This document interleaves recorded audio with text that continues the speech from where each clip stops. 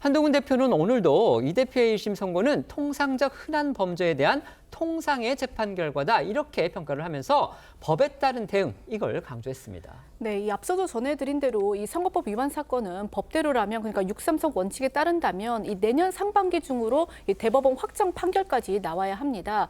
한동훈 대표 역시 이 부분을 강조를 했는데요. 그러면서 이 민주당의 재판 지연 시도를 막기 위해서 이 관련 TF도 만들겠다고 밝혔습니다.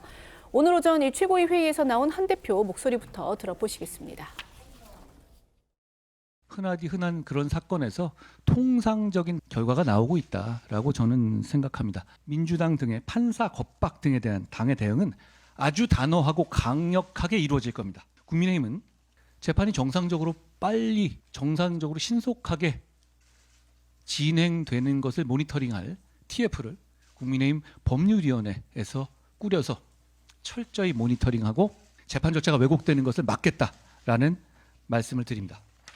공직선거법상 2심은 3개월, 3심도 3개월 내에 결론이 내려져야 하는 겁니다.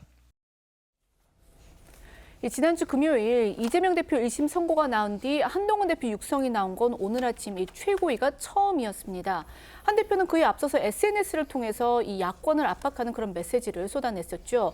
측근들은 이에 대해서 한 대표가 이 대표 1심 선고 직후 감정적으로 대응을 하거나 들뜬 것처럼 보이는 것을 경계한 것이다 이렇게 설명하기도 했습니다.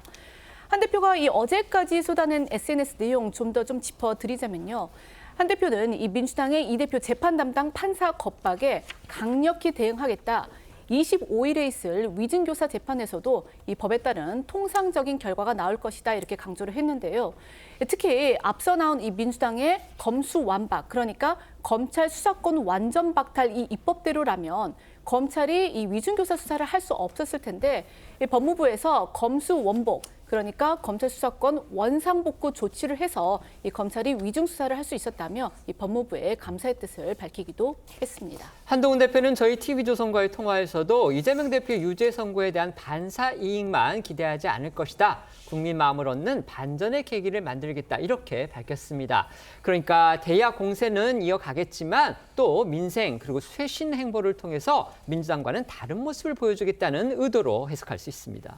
네, 한 대표는 이 대표의 1심 선고 후 내놓은 첫 SNS 메시지에서 사법부의 경의를 표한다면서도 더 변화하고 쇄신하겠다 이러면서 민생을 더 챙기겠다고 강조했고요. 한 대표는 이 대표 1심 선고 직후 측근들을 모은 자리에서 우리 당이 좋아하고 반색할 게 아니라 우리 스스로 더 잘해서 민주당을 이겨야 한다고 당부한 걸로 전해졌습니다.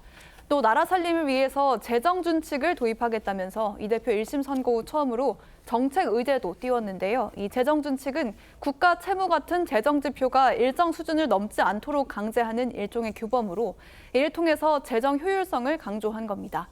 오늘 최고위에서도 한 대표는 트럼프 미국 대통령 당선인이 일론 머스크 이 테슬라 CEO를 정부 효율부 장관으로 임명한 사례를 들면서 거듭 재정 효율성을 강조했습니다. 또 잠시 후 오후 2시에는 중소기업 단체를 만나서 간담회도 진행할 예정입니다. 당 차원에서도 민생과 쇄신 행보에 속도를 내고 있는데요. 민생 관련 고위 당정회의 개최 방안을 검토 중이라고 알려졌고 앞서 이견 없이 당론으로 채택한 사안이죠. 김건희 여사 문제에 대한 대응책으로 나온 특별감찰관 임명 후속 절차에도 속도를 내겠다는 방침입니다. 오늘 오전 국민의힘 최고위에서 나온 목소리도 이어서 들어보시겠습니다. 이제는 정말 재정준칙 법제화가 필요한 시점이다라는 말씀을 드립니다.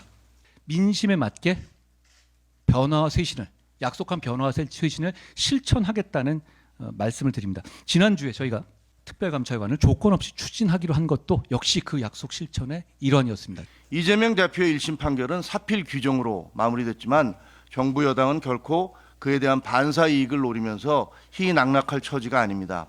민주당의 정략에 속아 넘어가지 않고 전력을 다해 국민들을 경제적 고통에서 벗어나게 하고 실제로 여권의 원로 그리고 원외 인사들은요 한 목소리로 지금이 여권 쇄신의 골든타임이다 이렇게 촉구하고 있습니다.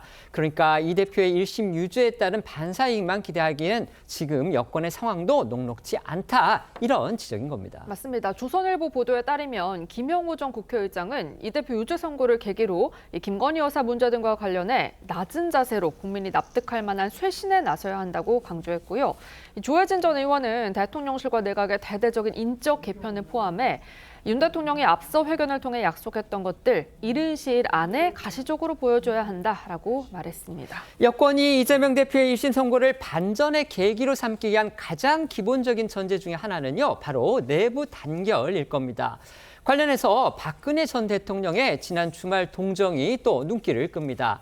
저희도 앞서 전해드렸던 대로요, 지난주 경북 구미를 찾아서 선친인 박정희 전 대통령 탄신 행사에 참석한 데 이어서 지난 토요일에는요, 대구 경북 지역의 중진 의원들하고 오찬 회동을 했는데 여기에서 여권의 화합을 당부했다고 합니다. 네, 박근혜 전 대통령이 정치적 고향인 대구로 내려온 후 현역 여당 국회의원들과 이렇게 단체로 만난 거 이번이 처음인데요. 박 전 대통령은 그제 대구의 한 식당에서 여당 대구 경북 지역 3선 이상 우승진들과 오찬을 함께했습니다.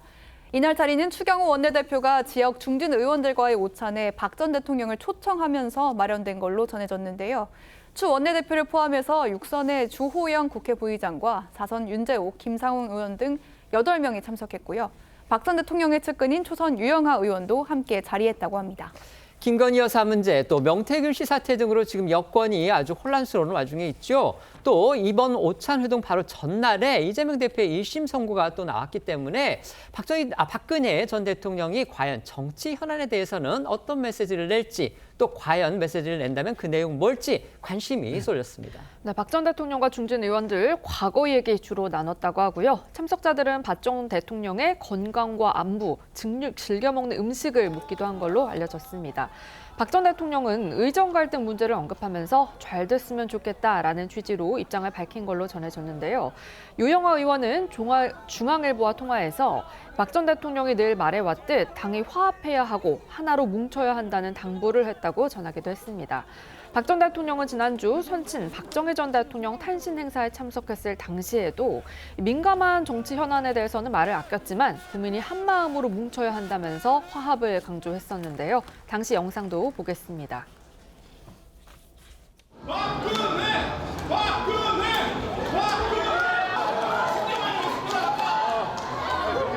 민생 경제가 어렵고 대외적인 여건도 녹록지 않습니다.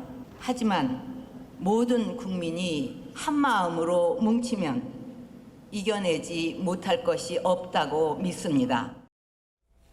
여권 일각에서는요, 이재명 대표가 조기에 낙마하는 것이 과연 여당한테 유리한 거냐, 여권의 대선 전략상 좋은 것이냐, 여기에 대해서 좀 부정적인 의견을 내는 그런 분들도 있었습니다. 그런데 이재명 대표의 1심 선고가 나오고 나서 한동훈 국민의힘 대표, 반사 이익에 기대지 않고 변화와 쇄신으로 민심을 얻겠다, 이런 뜻을 밝혔습니다. 어떻게 생각하십니까? 지금 국민의힘에는 이거 사태가 어떤 기회이지만 또 한편으로는 위기가 저는 잠재되어 있다고 봅니다.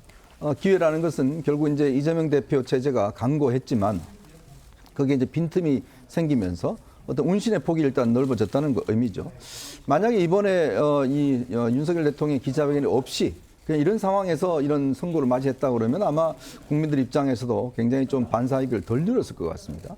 자, 그렇다면 이제 이 여권의 혼란, 야권의 어떤 혼란을 이용해서 국민의힘과 정부 여당이 얼마나 어떤 면 개혁을 하는지 저는 거기에 결국은 관건이 있다는 생각이 드는데, 문제는 야권이 이제 어떤 저런 혼란 상황에서도 새로운 모습을 찾기 위해서 꿈틀거리고 또 이것이 국민의 지지를 받는다고 그러면 여권으로서는 굉장히 위기가 될 수가 있습니다. 자, 그렇기 때문에 지금은 한 대표가 이제 민생과 이걸 챙기겠다고 했지만 과연 여기에 대통령실이 호응하는지, 그리고 윤석열 대통령이 본인이 약속했던 사안들을 과연 이행하는지, 그 여부에 따라서 결국 국민들의 지지 여부도 저는 달라질 것이다, 이런 생각이 듭니다. 네.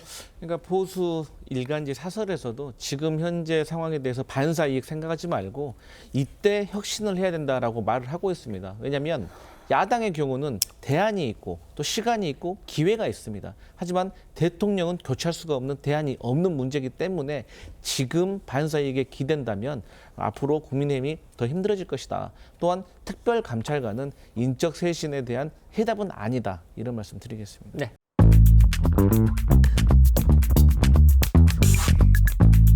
있습니다.